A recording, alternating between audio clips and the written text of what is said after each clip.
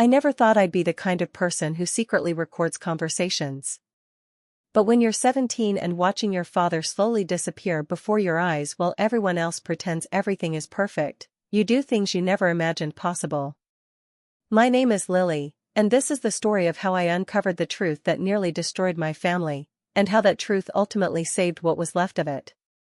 It started 3 years ago when Dad married Rebecca.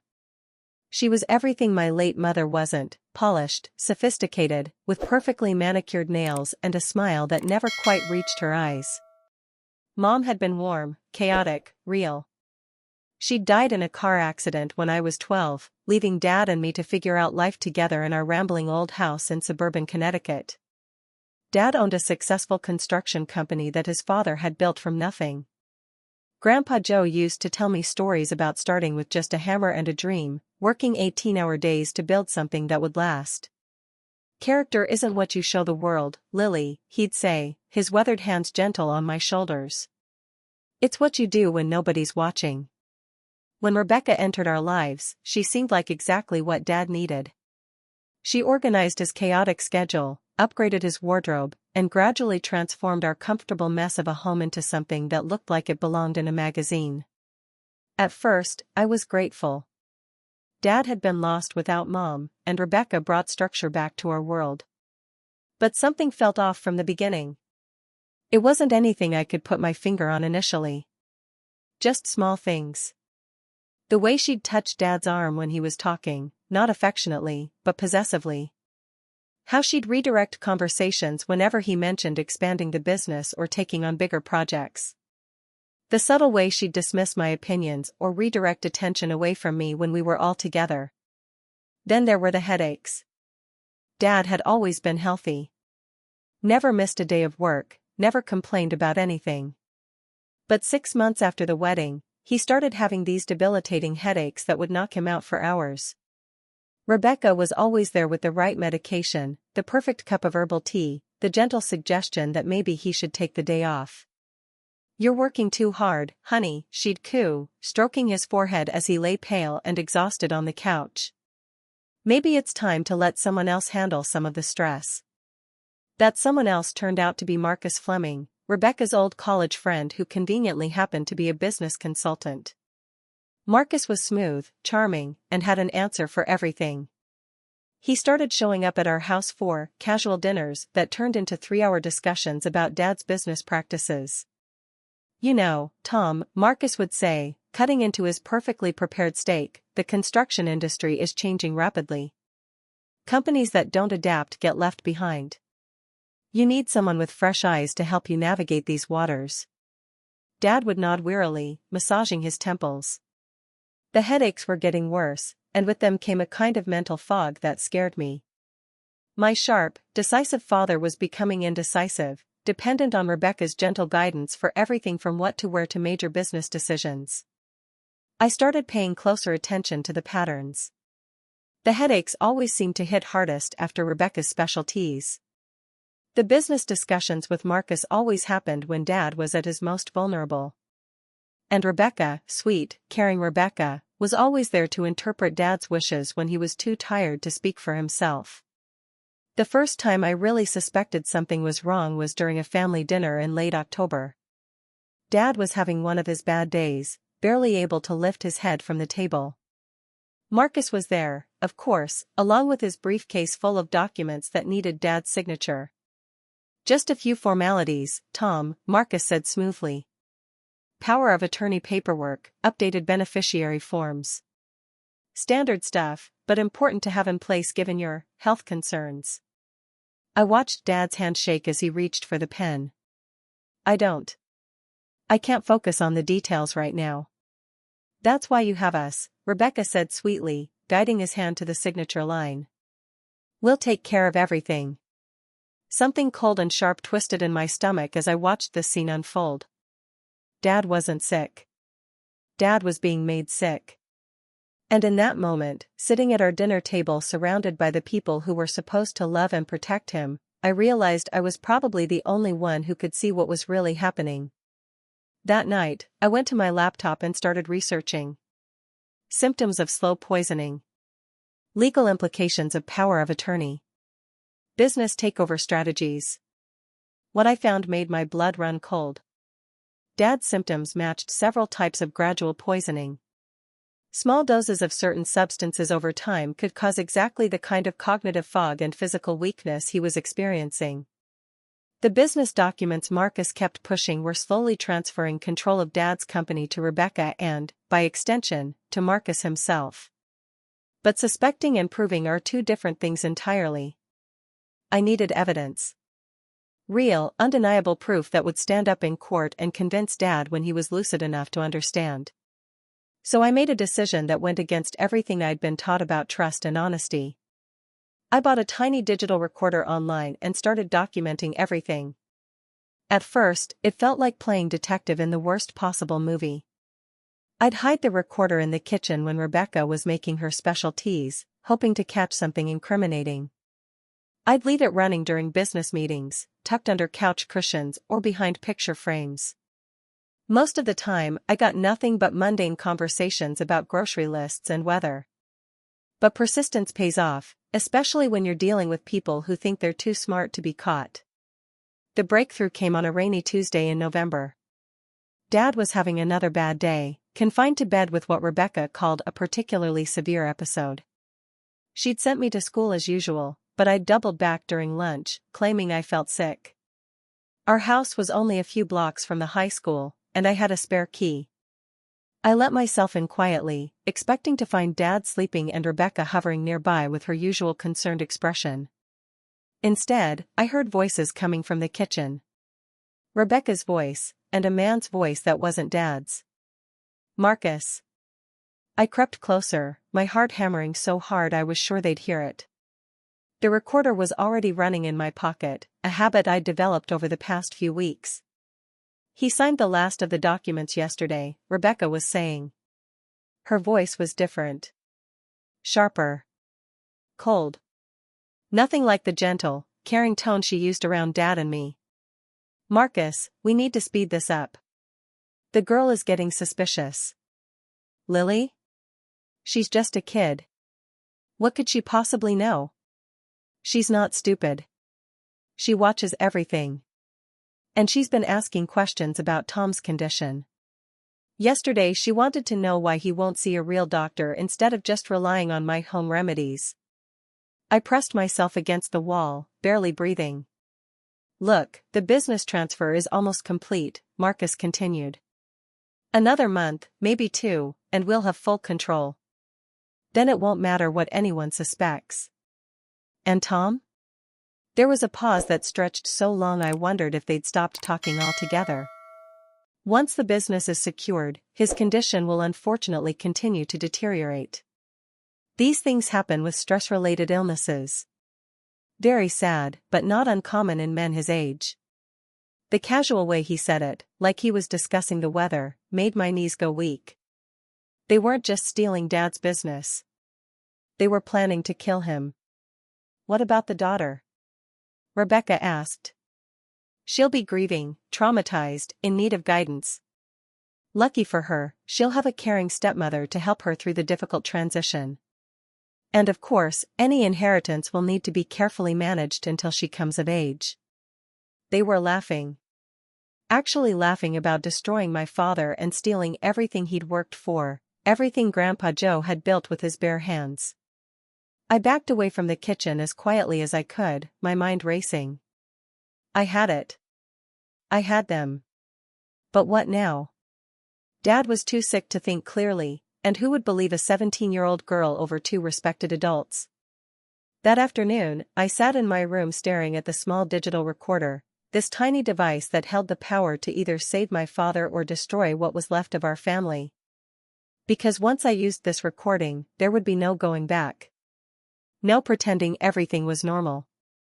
No more family dinners or awkward attempts at bonding with my stepmother. But there was no choice, really. Dad was dying, slowly and deliberately, and I was the only one who knew the truth. I called my Aunt Sarah, Dad's sister who lived in Vermont. Sarah had never liked Rebecca, though she'd been polite enough at the wedding. She was a lawyer, practical and sharp, and she'd loved Dad fiercely since they were children. Lily? What's wrong, honey? You sound upset. Aunt Sarah, I need help. Dad's in danger, and I have proof, but I don't know what to do with it. There was a long pause. What kind of danger? Rebecca and her friend Marcus are poisoning Dad and stealing his business. I have a recording of them talking about it. Another pause, longer this time. Lily, that's a very serious accusation. I know. But it's true. Dad's not really sick, Sarah. They're making him sick so they can take everything. Send me the recording. Now. And don't let them know you have it. The next 48 hours were the longest of my life. I had to act normal, go to school, eat dinner with Rebecca and sometimes Marcus, all while knowing exactly what they were planning. I watched Rebecca prepare Dad's evening tea with her usual caring smile, knowing she was slowly killing him with every sip. Dad was having more good days lately, which I realized was because I'd been secretly dumping out his tea when Rebecca wasn't looking and replacing it with regular tea from the cupboard. The improvement in his condition was subtle but noticeable. His headaches were less severe, his thinking clearer. You know, sweetheart, he said to me Thursday evening, I've been thinking about expanding the business into commercial projects. Marcus thinks it's too risky, but I built this company by taking calculated risks. Rebecca's smile tightened almost imperceptibly. Honey, you've been so stressed lately. Maybe it's better to focus on maintaining what you have rather than overextending. Maybe, Dad said, but there was something in his eyes I hadn't seen in months. A spark of his old self, the man who'd built something from nothing and wasn't afraid of a challenge. Friday afternoon, Aunt Sarah called. I've listened to the recording, Lily. We need to act fast. I'm driving down tonight, and I'm bringing some people with me. Can you keep your father safe until we get there? What do you mean, keep him safe? If they realize their plan is falling apart, they might accelerate their timeline. Don't let him eat or drink anything Rebecca prepares. Not anything. Do you understand? That evening, Rebecca announced she was making Dad's favorite dinner. Prime rib, roasted vegetables, and a special wine she'd been saving for a celebration. What are we celebrating? I asked, trying to keep my voice light. Marcus closed a big deal today. It's going to mean wonderful things for the business. Dad smiled weakly. That's great news. I feel like I'm finally starting to think clearly again. Rebecca's hand paused for just a moment as she reached for the wine opener. Yes, well, let's hope this clarity lasts. I excused myself to use the bathroom and quickly texted Sarah. They're pushing something tonight. Hurry. Dinner was a surreal experience. Rebecca was more animated than usual, telling stories and laughing at Dad's jokes. Marcus had joined us, bringing flowers and champagne. They were celebrating, I realized. They thought they were on the verge of victory. Tom, you should try this wine, Marcus said, pouring generous glasses for everyone. It's a 2018 Cabernet. Very rare. Dad reached for his glass, and I made a decision that probably saved his life. Dad, wait, I said, standing up abruptly. I need to tell you something important. Rebecca and Marcus both turned to look at me, and I saw something flicker in Rebecca's eyes. Fear? Suspicion? Lily, we're in the middle of dinner, Rebecca said sweetly. Can't it wait? No, I said, pulling out my phone. It can't wait. I pressed play on the recording. Rebecca's voice filled the dining room, cold and calculating. He signed the last of the documents yesterday. Marcus, we need to speed this up. The girl is getting suspicious. The wine glass slipped from Dad's fingers, shattering on the hardwood floor. Red wine spread like blood across the boards. Marcus's voice continued from the phone. Once the business is secured, his condition will unfortunately continue to deteriorate. These things happen with stress-related illnesses. Dad's face went through a series of expressions. Confusion, disbelief, and finally, a terrible understanding. Turn it off, Rebecca said sharply, all pretense of sweetness gone. But I let it play. Let them hear their own voices discussing Dad's planned deterioration, my future as a grieving orphan in need of guidance, the careful management of inheritance money. When the recording ended, the silence was deafening. Dad was staring at Rebecca like he'd never seen her before. "How long?" he asked quietly. "Tom, that recording is taken out of context," Rebecca said, but her voice was shaking. "Lily has been having emotional problems, acting out since her mother died. This is just another cry for attention." "How long have you been poisoning me?" Marcus stood up suddenly, knocking over his chair. "We should go." "Sit down," Dad said, and suddenly he sounded like himself again. Strong. Commanding. The man who'd built a successful business from nothing. "Both of you sit down." They sat. "Lily, call the police." "Tom, you're not thinking clearly," Rebecca pleaded. "The stress of running the business, losing your wife, raising a teenage daughter alone, it's affected your judgment."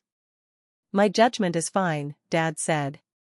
"For the first time in months, my judgment is perfectly fine." The police arrived just as Aunt Sarah pulled into our driveway, followed by 2 unmarked cars. Sarah had called in favors, brought a detective who specialized in financial crimes and a paramedic who could test Dad's blood for toxins. The next few hours were a blur of questions, statements, and evidence collection.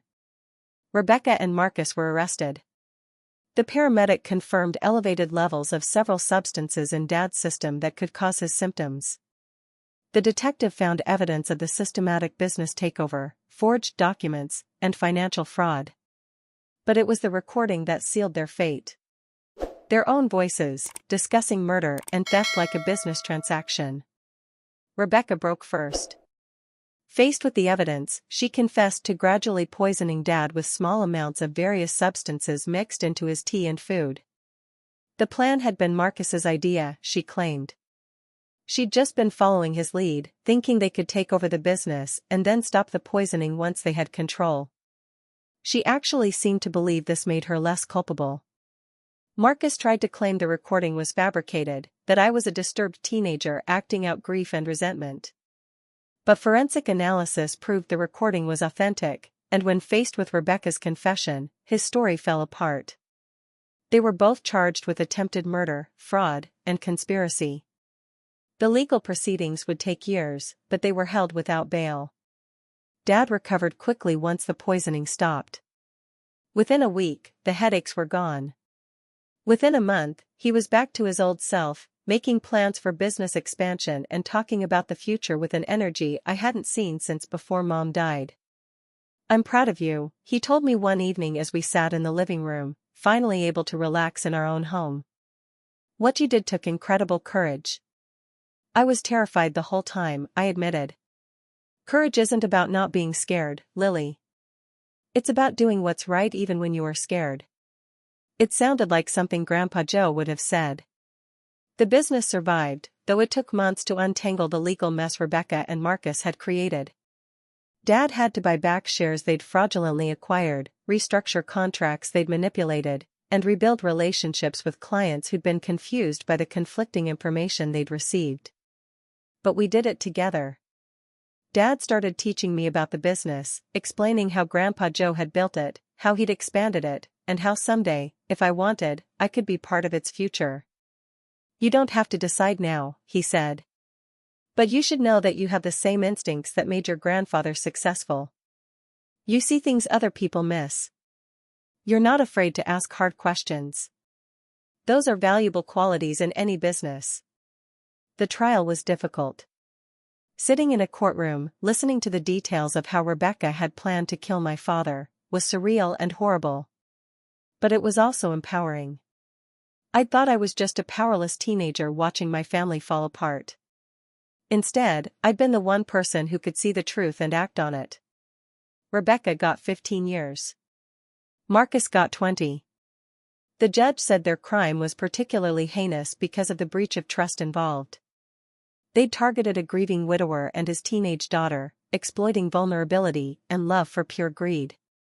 During the sentencing, Rebecca looked at me with something that might have been regret or might have been hatred. I couldn't tell which, and I realized I didn't care. She'd made her choices, and now she had to live with the consequences.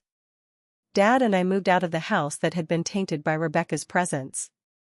We found a smaller place closer to town, with a workshop where Dad could tinker with projects and a space where I could study. It felt like home in a way our old house hadn't for years. I'm 20 now, finishing college with a degree in business and forensic accounting. Dad was right about my instincts. I'm good at seeing patterns other people miss, at asking questions that make people uncomfortable. I'm planning to join the family business after graduation, but I'm also considering law enforcement. There's something appealing about the idea of helping other people who are in situations like I was, feeling powerless and alone but holding the key to their own salvation. Sometimes people ask me if I regret what I did. If I wish I'd found another way, something that didn't involve betraying the trust of my stepmother and her friend. The answer is no. Never. Trust has to be earned, and it can be broken. Rebecca and Marcus broke faith with our family the moment they decided Dad's life was worth less than their greed. They betrayed us first, and everything that followed was simply justice. The recording changed everything. It saved Dad's life, protected his business, and taught me that sometimes the most important thing you can do is trust your instincts, even when everyone else thinks you're wrong. Especially when everyone else thinks you're wrong. I still have that little digital recorder. It sits on my desk now, a reminder that truth has power, but only if you're brave enough to capture it and strong enough to use it. Character isn't what you show the world. It's what you do when nobody's watching. Grandpa Joe would be proud. If you've ever felt like you were the only one who could see the truth in a situation where everyone else was blind, you know how isolating that can be. But trust your instincts. Document what you see. Speak up when it matters. Sometimes the smallest voice can change everything. Hit that subscribe button if this story resonated with you.